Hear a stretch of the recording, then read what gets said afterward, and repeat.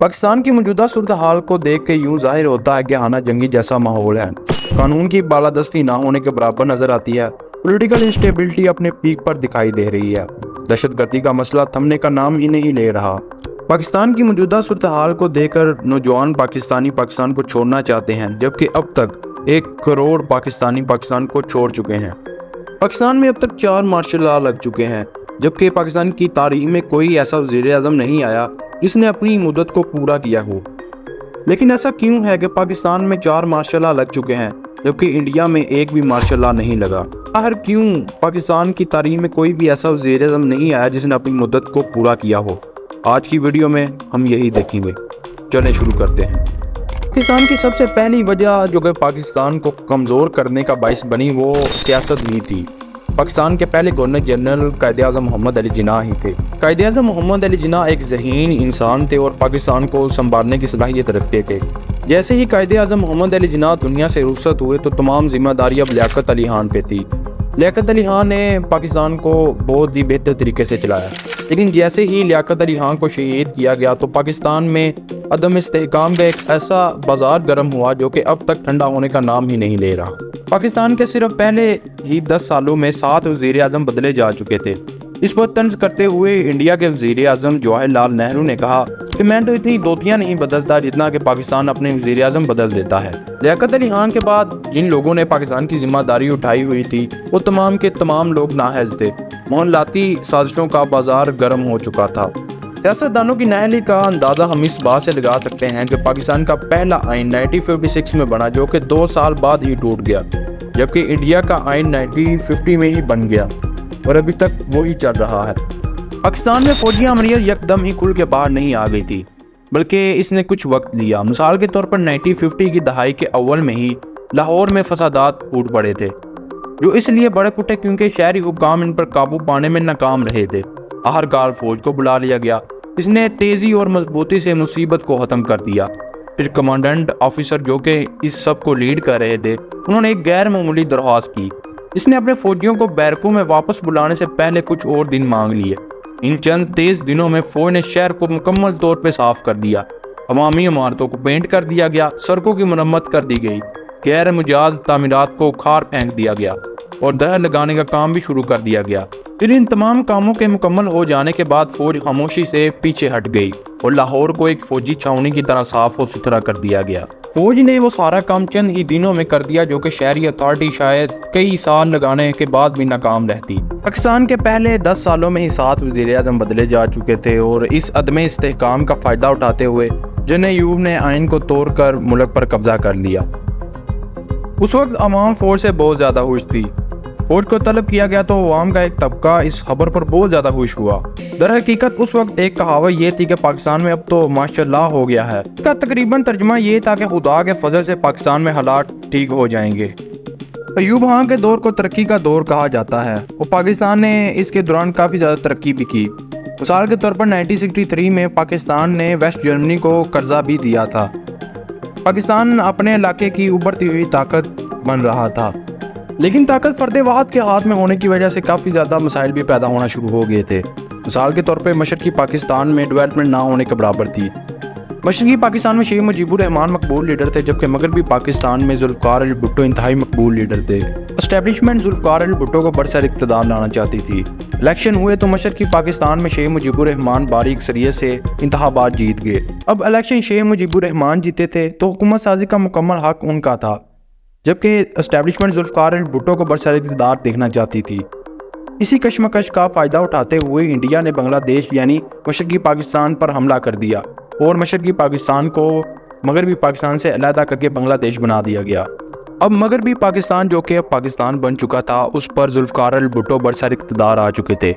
पाकिस्तान को तीसरा आइन 1973 का आइन मिला और जुल्फ़िकार अली भुट्टो ने अपनी हुकूमत जारी रखी, लेकिन ये हुकूमत भी ज़्यादा देर न चल सकी। जुल्फ़िकार अली भुट्टो को मार्शल लॉ के जरिए हटाकर फांसी पर चढ़ा दिया गया। जब जनरल ज़िया उल हक इस दुनिया से रुखसत हुए तो उसके बाद फिर एक दफ़ा जमहूरियत फलने फूलने लगी, लेकिन ये भी जमहूरियत ज़्यादा देर ना चल सकी। जनरल परवेज़ मुशर्रफ ने एमरजेंसी के जरिए मुल्क पर दोबारा कब्जा कर लिया। अब पाकिस्तान में कहने को तो जमहूरियत है, लेकिन पाकिस्तान की सियासत में मुकम्मल अमल दखल एस्टेब्लिशमेंट का है। वो जिसे चाहे वज़ीर-ए-आज़म बना देती है اور جسے چاہے وزیر اعظم کے عہدے سے ہٹا دیتی ہے۔ اور شاید یہی وجہ ہے کہ وہ کسی بھی وزیر اعظم کو مکمل طور پہ طاقت میں نہیں دیکھنا چاہتے، اور آج تک کوئی بھی وزیر اعظم ایسا نہیں آیا جس نے اپنی مدت کو پورا کیا ہو۔ اب چلتے ہیں انڈیا کی طرف کہ انڈیا میں آج تک مارشل لا کیوں نہیں لگا، اور آخر اس کی وجہ ہے کیا۔ ہندوستانی فوج بھی اسی روایت سے پیدا ہوئی ہے جو کہ پاکستان کی ہے۔ آزادی سے پہلے جو ہندوستان میں فوج ہوا کرتی تھی، اس کا جو کمانڈر ان چیف یعنی ہیڈ ہوا کرتا تھا، وہ وزیر دفاع بھی ہوا کرتا تھا، اور خود واسرائے کے بعد درجہ بندی میں دوسرا سب سے طاقتور شخص ہوا کرتا تھا۔ لیکن آزادی کے بعد حالات بدلنے لگے۔ جب ہندوستان آزاد ہوا تو ہندوستان کے جو وزیر اعظم نہرو تھے، ان کا خیال تھا کہ نئے ہندوستان کو فوج کے کردار پر نظر ثانی کرنے کی ضرورت ہے، اور ایک ایسی پالیسی شروع کی جو کہ اسے شہری اتھارٹی کے تابع کر دے گی۔ مثال کے طور پر آزادی کے بعد جو پہلی چیزیں ہوئیں ان میں سے ایک یہ تھی کہ 3 مورتی ہاؤس، جو کہ روایتی طور پر آرمی چیف کی عظیم الشان رہائش سمجھا جاتا تھا، اس محل نما گھر کو پرائم منسٹر ہاؤس میں بدل دیا گیا۔ اس کے بعد ہندوستانی فوج کے بجٹ میں بھی کٹوتیوں کا ایک سلسلہ شروع کیا گیا۔ فوجی افسران جن کی تنخواہیں بہت زیادہ ہوا کرتی تھی، ان میں بھاری کٹوتیاں کی گئیں۔ جب ہندوستان کے پہلے آرمی چیف فیلڈ مارشل کرپا نے حکومت کی معاشی کارکردگی پر عوامی سطح پر تنقید کی تو انہیں فوراً ہی خاموش کروا دیا گیا، اور ان سے کہا گیا کہ وہ ایسے معاملات میں مداخلت نہ کریں جن سے انہیں کوئی سروکار نہیں۔ اب ایسا نہیں ہے کہ ہندوستان میں مارشل لا کا کوئی خطرہ موجود نہیں تھا، بلکہ شروع میں ہندوستان میں مارشل لا کا بہت زیادہ خطرہ تھا۔ اس بات کا اندازہ آپ ایک سچے واقعے سے لگا سکتے ہیں۔ 1957 میں جب ہندوستانی وزیر اعظم جواہر لال نہرو بھارتی آرمی کے chief of army staff general Thimayya کے دفتر جاتے ہوئے ان کی میز کے پیچھے پڑی ہوئی ایک فولادی الماری کو دیکھا تو انہوں نے جنرل صاحب سے پوچھا کہ جنرل صاحب اس میں کیا ہے؟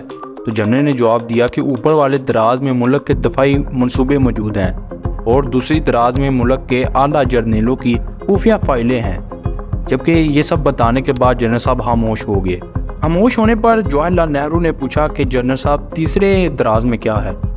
تو جنرل نے سیدھا چہرہ کر کے کہا کہ تیسرے دراز میں آپ کے خلاف فوجی بغاوت کے میرے لکھے ہوئے خفیہ منصوبے ہیں۔ نہرو ہنسے، لیکن ان کی ہنسی میں بظاہر گھبراہٹ نظر آ رہی تھی، یعنی اس وقت انڈیا میں مارشل لا کا کافی زیادہ خطرہ تھا۔ لیکن جواہر لال نہرو کے منصوبوں کی وجہ سے یہ مارشل لا کا خطرہ مکمل طور پہ ٹل گیا۔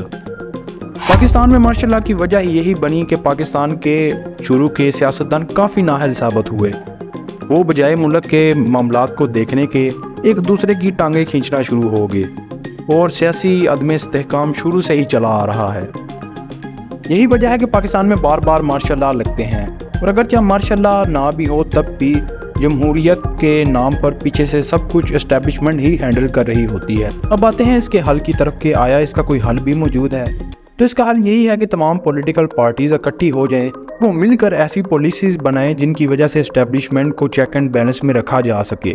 جبکہ حقیقت میں یہ ہوتا ہے کہ جب بھی کوئی ایک پولیٹیکل پارٹی برسر اقتدار آتی ہے تو دوسری پولیٹیکل پارٹیز پر بہت زیادہ مقدمے چلاتی ہے، تو مجبوراً دوسری پولیٹیکل پارٹیز پھر خود اسٹیبلشمنٹ کے ساتھ مل کر حکومت کے خلاف سازش کر کے اس کو گرا دیتی ہے۔ تو جب وہ خود برسر اقتدار آتی ہے تو وہ حکومت سے اترنے والی پولیٹیکل پارٹی کے ساتھ وہی سلوک رکھتی ہے جو حکومت سے اترنے والی پولیٹیکل پارٹیز نے اس کے ساتھ کیا ہوتا ہے، اور اس طرح پولیٹیکل پارٹیز بجائے ملک کے فائدے سوچنے کے اپنے فائدے سوچتی رہتی ہیں۔ دوسرا حل اس کا یہ ہے جب بھی کوئی سیاسی پارٹی حکومت میں آئے تو اس کو اپنی مدت پوری کرنی ہوگی۔ جب وہ اپنی حکومت کی مدت پوری کرے گی تو یہ روایت ہی ٹوٹ جائے گی کہ کوئی وزیر اعظم پاکستان میں اپنی مدت پوری نہیں کر پایا۔ اس روایت کے ٹوٹنے کے بعد خود بخود معاملات بہتری کی طرف جانا شروع ہو جائیں گے، اور بجائے پولیٹیکل پارٹیز یہ سوچیں کہ ان کا کیا مفاد ہے، وہ ملک کے مفاد کے بارے میں سوچیں گی۔ آج کی ویڈیو کے لیے بس اتنا ہی۔ اگر آپ کو یہ معلوماتی لگا ہو تو لائک بٹن کو لازمی دبائیے گا، ہمارے چینل کو سبسکرائب کر لیں، اور نیچے کمنٹ کے سیکشن میں اپنے خیالات دینا نہ بھولیے گا۔ دیکھنے کا بہت شکریہ۔ اب میں ملوں گا آپ کو اگلی ویڈیو میں، تب تک کے لیے اللہ حافظ۔